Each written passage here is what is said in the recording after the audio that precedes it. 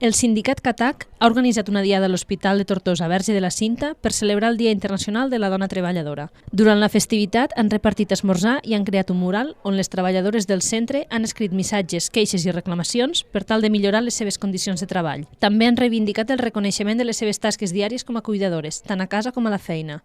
En aquest sentit, a les 12 del migdia han llegit un manifest de denúncia. Ja n'hi ha prou de la discriminació salarial.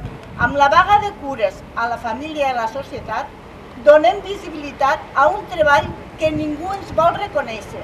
A més, han reclamat mesures que faciliten la conciliació de la vida laboral i familiar.